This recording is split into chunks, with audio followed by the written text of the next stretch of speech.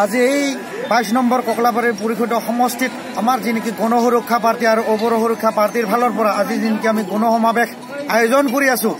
ইয়াৰ পৰা আমি ইটোই বাৰ্তা দিবলৈ ওলাইছো এই বিটিসি অঞ্চলত যদি আমাৰ গণসুৰক্ষা পাৰ্টিয়ে এইবাৰ চৰকাৰ গঠন কৰিব নোৱাৰে তেনেহলে আমাৰ এই বিটিসি অঞ্চলত বসবাস কৰা অনাবৰ ৰাইজৰ কিন্তু গুৰুত্বৰ নাই কাৰণ আমাৰ নৱকুমাৰ ডাঙৰীয়া কৈ আছে এই বিটিসি অঞ্চলত আমাৰ এইবাৰ নিৰ্বাচনত আমি 30খন আসন লাভ কৰি একক সংখ্যাগৰিষ্ঠ হিচাপত চৰকাৰ গঠন কৰিব লাগিব নহলে আমি কিন্তু অসমীয়া জাতি জনগোষ্ঠীয়ে অনাবৰ সকলে ইয়াত এই ভূমি অধিকাৰ হেৰুব লাগিব আমি ভাষা হেৰুব লাগিব আমি মাটি হেৰুব লাগিব কাৰণ যিসকল ব্যক্তি নেকি আমাৰ ইয়াত আজি ৰাজনীতিৰ ক্ষেত্ৰত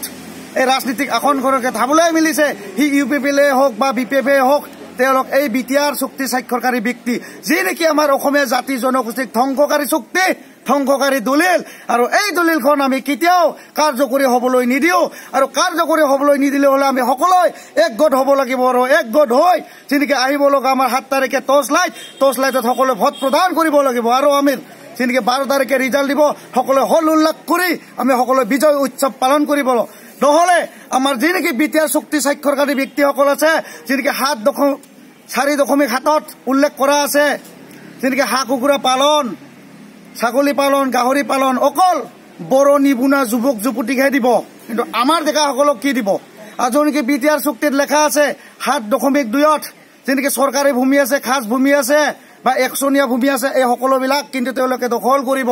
আৰু এই বিটিসি অঞ্চলত আমি যেহেতু মাটিৰ মানুহে পূৰ্ণ সততাৰে মাটিৰ কথাকে কৈ আহিছো এই বিটিসি অঞ্চলত আমাৰ অনাবৰসকলৰ মাটিৰ অধিকাৰ নাই আৰু সেই কাৰণেই যেনেকৈ ইউপিপিএলৰ এনডিএফ ব্যক্তিগত সভাপতি গোবিন্দনাথ যেটি কৈছিল যাৰ ভূমিৰ অধিকাৰ নাই তাৰ ভোটাধিকাৰো নাই গতিকে আপোনালোকে এই বিটিসিবাসী ৰাইজক মই অনুৰোধ জনাইছো যাতে সকলোৱে জাতি মাটি ভিত্তিৰ অস্তিত্ব ৰক্ষাৰ ক্ষেত্ৰত গণসুৰক্ষা পাৰ্টিক ভোট দিয়ে আৰু আপোনালোকে চাব যে নেকি 10.2ত লেখা আছে অৰ্ধসামৰিক বাহিনী অকল চিআৰপি পুলিচত আমাৰ যিসকল ডেকাই নেকি চাকৰি বাকৰিৰ ক্ষেত্ৰত পাই আছিলে আৰু তেওঁলোকে যেনেকৈ 17 বছৰত বিপিএফৰ শাসন এই বিপিএফৰ শাসনত কিন্তু কোনো এটা আমাৰ অসমীয়া ছাত্ৰ ছাত্ৰীক চাকৰি নিদিলে আৰু তাৰ পৰিপ্ৰেক্ষিতত যিসকল ডেকা ল'ৰাই আমাৰ এই আৰ্মি চিআৰপিত দৌৰি চাকৰি পাই আছিলে আৰু তেওঁলোকৰ তাতো চকু গিছে যে তেওঁলোকে এই অংক বন্ধ কৰিব অকল বড়ো যুৱককহে প্ৰতি বছৰত 5,000কৈ অগ্ৰাধিকাৰ দিয়া হ'ব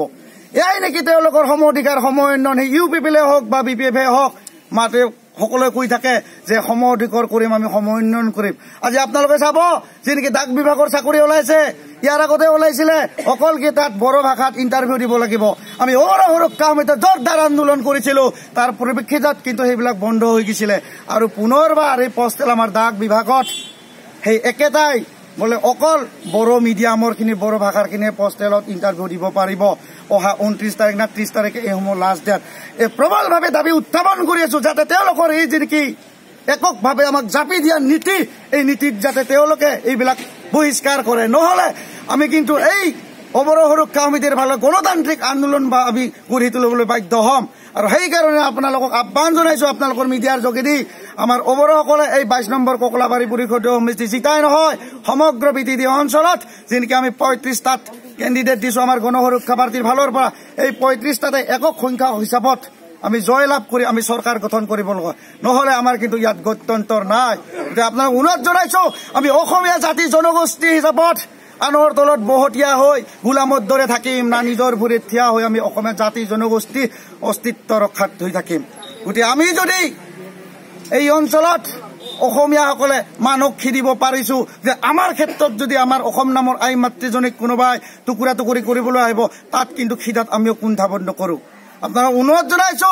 এই অঞ্চলৰ পৰা যদি এই বিটিআৰ চুক্তিখন কাৰ্যকৰী হয় আমি ইয়াত 22 লক্ষ যিবিলাক নেকি অবৰ মানুহ আছো অনাবৰ মানুহ আছো এইবিলাক কিন্তু সকলোৱে টপলে লৈ যাব লাগিব কাৰণ কিয় জলপট উদাহৰণ আপোনালোকে সকলোৱে জানে আপোনালোকৰ মিডিয়া থ্ৰুৱেদি গম পাইছিলে যে মিজোৰামত যিটো নেকি অসমীয়াৰ ওপৰত অত্যাচাৰ মিজোসকলৰ আজি ঘৰ বাৰী জ্বলাই দিয়া হৈছে স্কুলসমূহত বম দি উৰাই দিয়া হৈছে আমাৰ এই অঞ্চলতো বিটি অঞ্চলতো যে নহব আমি কিন্তু তাত দুনাই কৰিব নোৱাৰো সেয়ে আপোনালোকক পুনৰবাৰ আহ্বান জনাইছো